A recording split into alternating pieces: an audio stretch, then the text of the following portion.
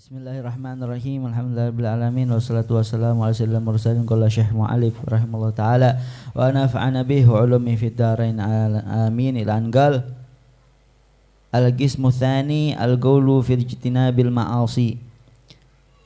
Kita ngambil berkah kitab Bidayatul Hidayah yang saya punya niat insyaallah majelis Madinatul Habib setiap Sabtu sore, setiap Minggu sore, setiap Ahad sore di ini tempat Majelis Roha kepengen hati baca kitab Bidayatul Hidayah sebagaimana waktu Al-Fagir mondok di Ribat An-Nur tempatnya Habib Ahmad bin Husain Aidid.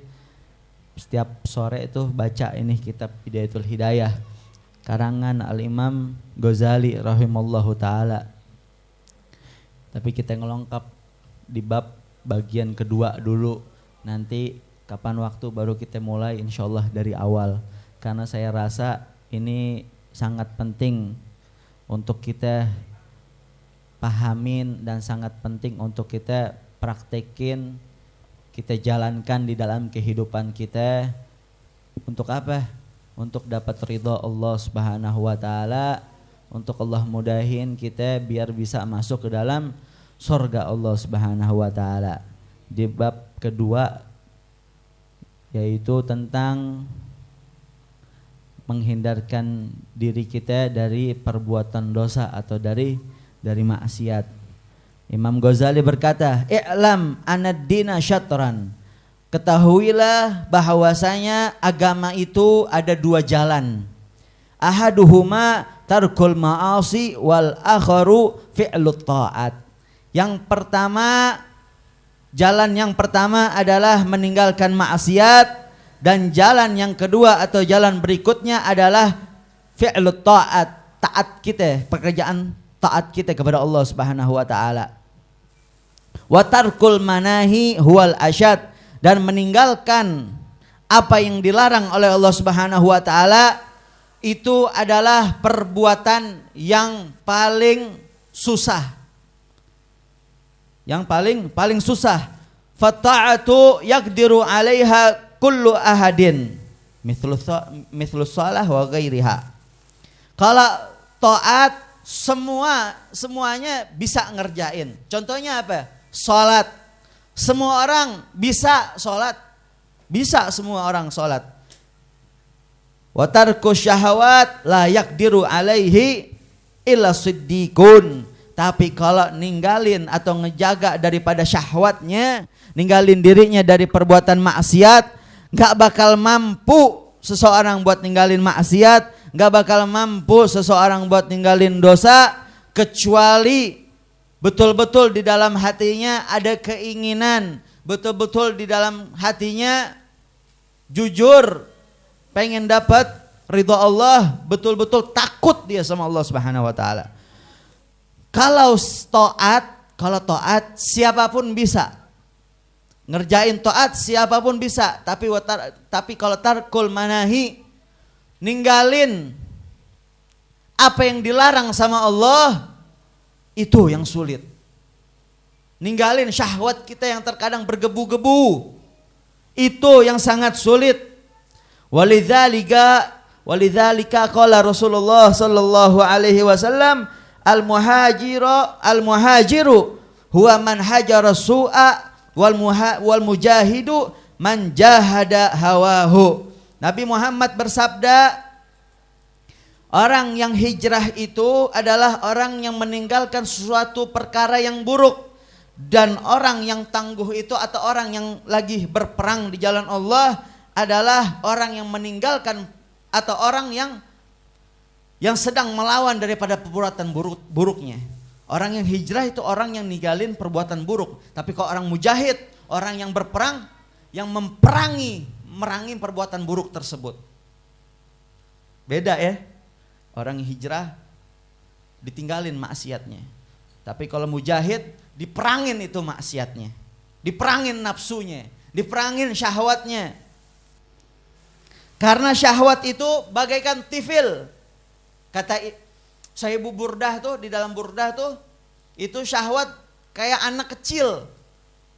Kalau dari kecilnya dididiknya itu tergantung dari kecilnya. Kalau dimanjain sampai besar dia bakal manja. Tapi kalau dari kecilnya udah dididik rapi sampai besarnya insya Allah rapi jadi orang baik. Begitu juga syahwat. Kalau terus disusuin, disusuin ibarat orang yang lagi nyusuin, ibu-ibu lagi nyusuin, terus disusuin itu syahwatnya, sampai kapanpun nggak bakal kelar itu nyusunya. Harus disapi, paham disapi? Maksudnya biar nggak disusuin kan orang kalau misalkan lagi ibu-ibu kalau lagi nyusuin anaknya, pasti ada suatu hari anaknya bakal disapi, nggak sampai gede terus disusuin, enggak. Ada batas waktunya. Begitu juga syahwat kita, nafsu kita. Jangan setiap hari kita susuin. Di dalam hati kita pengen apa, kita turutin. Sampai kapanpun kalau diturutin enggak ada habisnya.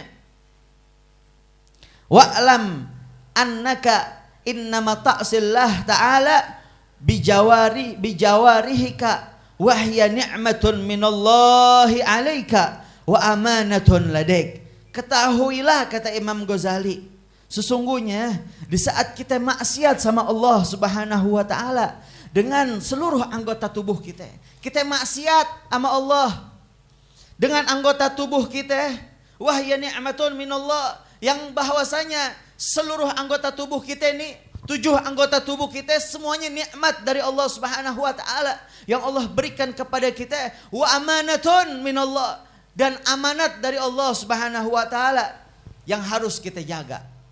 Anggota tubuh kita nih, jawarih kita. Itu nikmat dari Allah dan amanat. Bukan sekedar nikmat doang, ingat amanat. Seperti kita lagi dipinjemin barang. Kita lagi minjem barang sama teman kita. Itu barang kita rusakin, kira-kira teman kita marah apa enggak? Kalau barangnya murah mungkin enggak marah, tapi kalau barangnya mahal pasti marah. Walaupun kita minta maaf, teman kita maafin, pasti tetap di dalam hatinya ada rasa kecewa. Besok-besok kapok, gak bakal mau dipinjemin lagi. Betul apa enggak? Begitu juga anggota tubuh kita.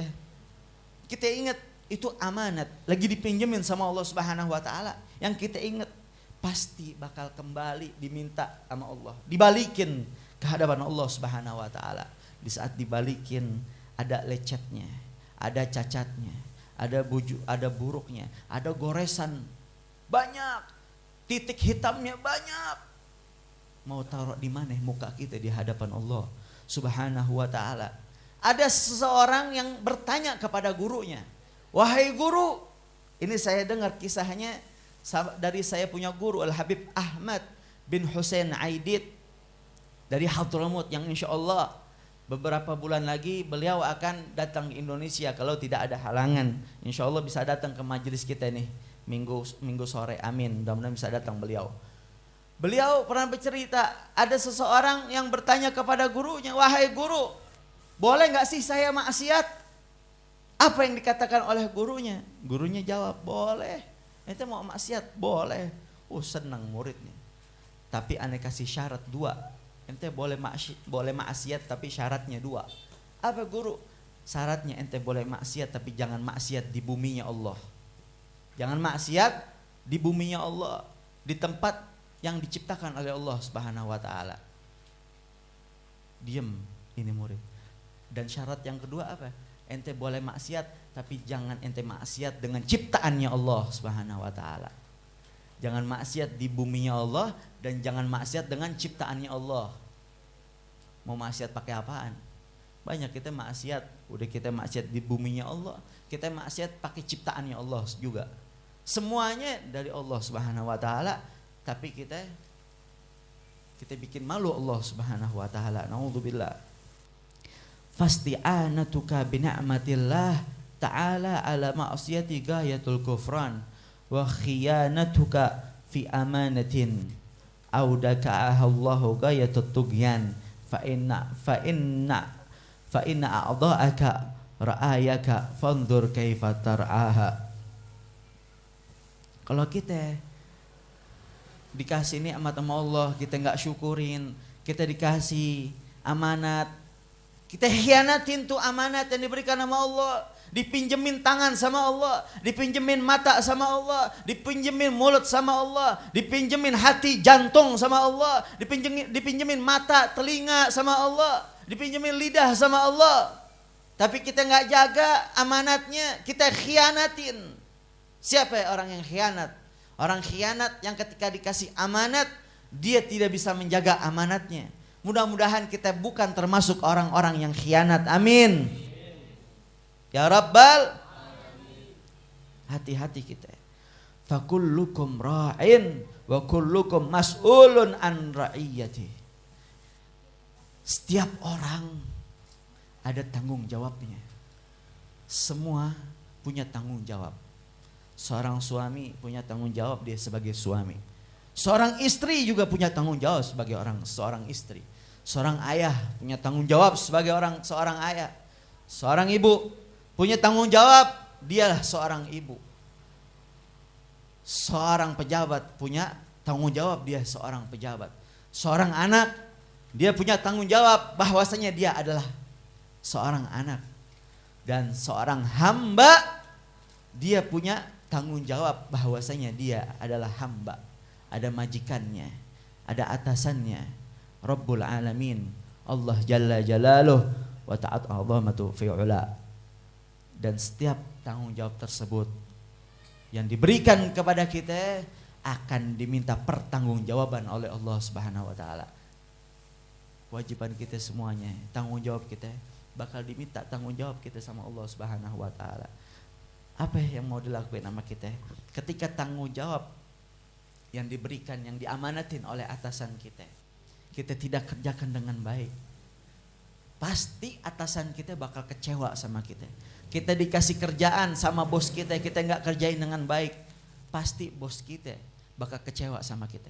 Tapi kalau kita kerjainnya dengan baik, mungkin kita punya gaji bakal dinaikin, kita punya jabatan bakal dinaikin, kita punya karir bakal dicakepin lagi. Kita jadi mantu baik, murah senyum, pintar cari perhatiannya, baik sama mertuanya, pasti jadi mantu yang disayang sama mertuanya. Jadi anak yang bakti sama orang tuanya, pasti dia disayang sama orang tuanya. Jadi orang tua yang baik kepada anaknya, mencontohkan yang baik kepada anaknya. Jangan kita didik anak kita, kita nasehatin anak kita, tapi orang tuanya nggak mau dinasehatin. Kita nasehatin anak kita, tapi orang tuanya nggak mau dinasehatin. Jangan harap itu anak bakal dengerin nasihat kita. Bagaimana mau itu anak dengerin nasihat kita kalau diri kita nggak mau dengerin nasihat? Betul apa enggak?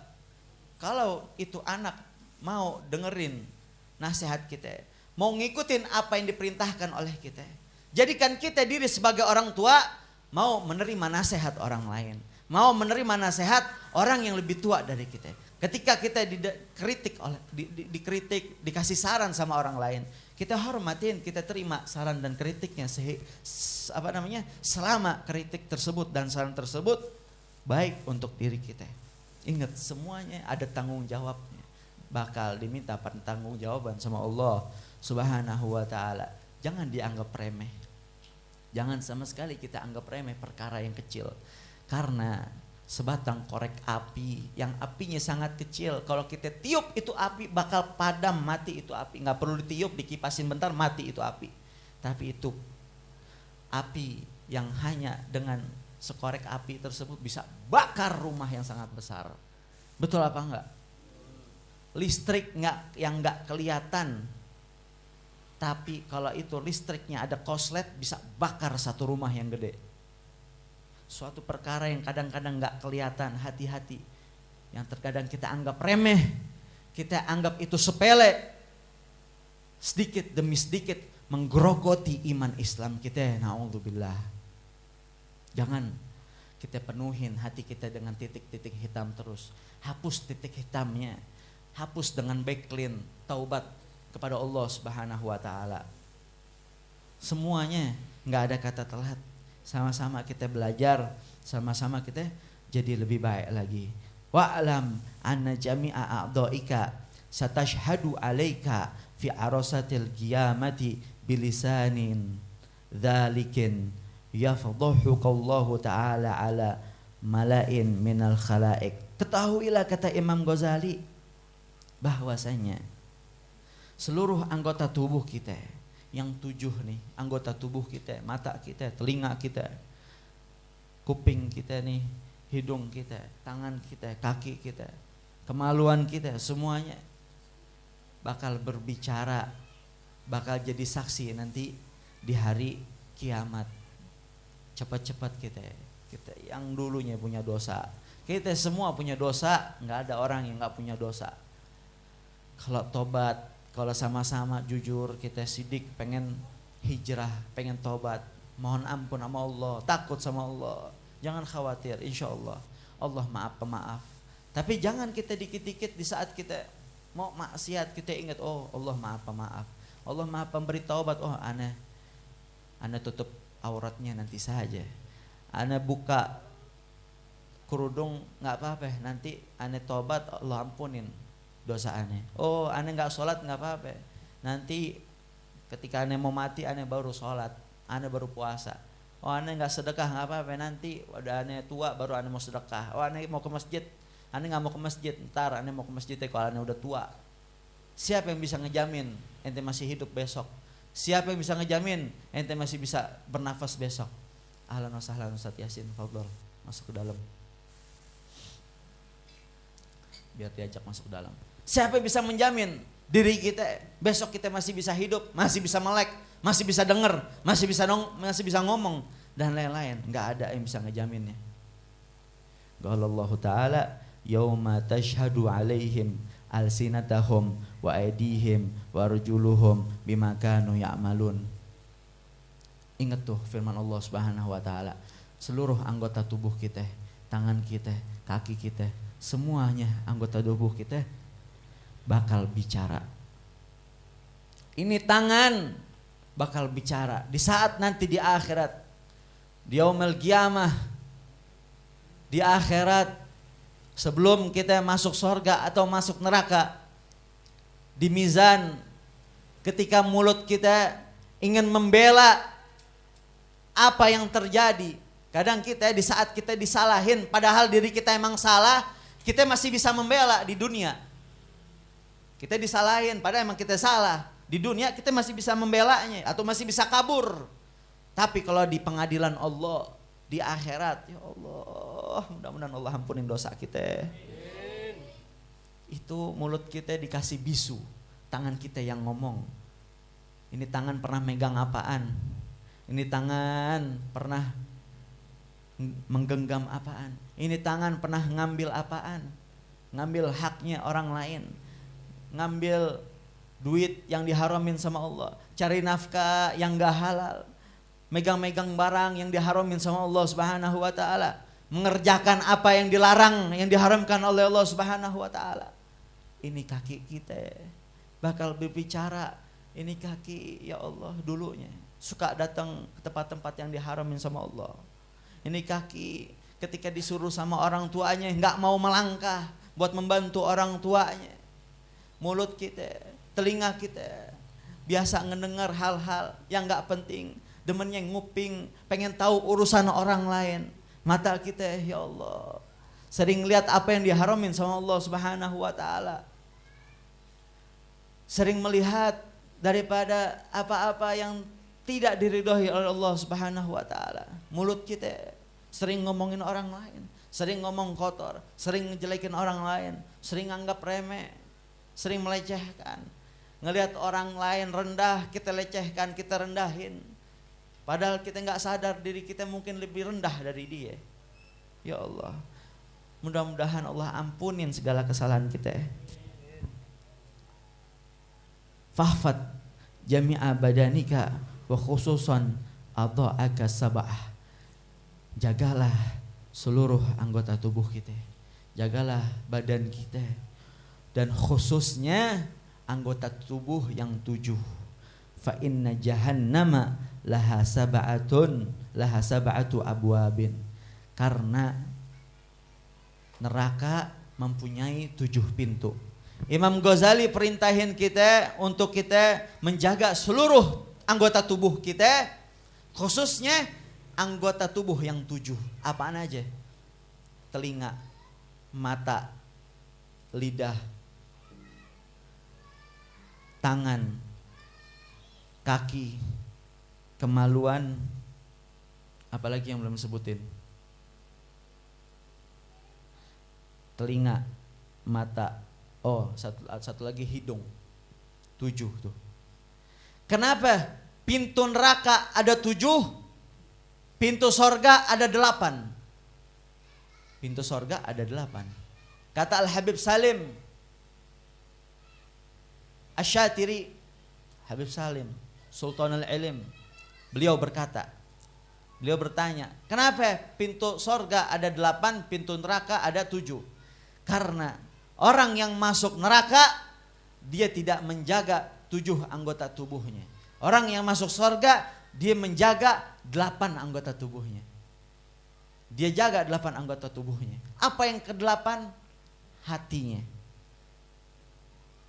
Orang yang masuk neraka, dia tidak menjaga 7 anggota tubuhnya. Dan orang yang masuk neraka, dia gak punya hati. Jadi gak dihitung. Mudah-mudahan Allah golongin kita orang-orang yang dimasukkan oleh Allah Subhanahu wa taala ke dalam surganya Allah Subhanahu wa taala tanpa hisab, tanpa disiksa dulu, masuk bareng Nabi besar Muhammad sallallahu alaihi wasallam. Amin ya rabbal. Ya Allah. Serem kita. Nanti insyaallah kita masuk satu-satu. Masuk ke mata, gunanya mata untuk apaan? Hindarin matanya dari apaan aja. Perut kita, ya Allah tuh perut, oh iya, bukan hidung tapi perut tadi, perut yang dijaga tuh 7 tuh, ain, udhun, lisan, batin, faraj, yad, warijil. Mata kita, telinga kita, lisan kita, perut kita, kemaluan kita, tangan kita, sama kaki kita. Perut kita nih, udah berapa banyak makanan haram, minuman haram masuk dalam perut kita? Udah berapa banyak? Udah berapa banyak harta yang haram masuk dalam perut kita? Udah berapa banyak? Yang kita nggak sadar nggak sadar, sengaja apa nggak sengaja, emang disengaja-sengajain. Mudah-mudahan Allah ampunin dosa kita yang lalu-lalu dan Allah kuatin iman Islam kita. Ngambil keberkahan karena kedatangan guru kita.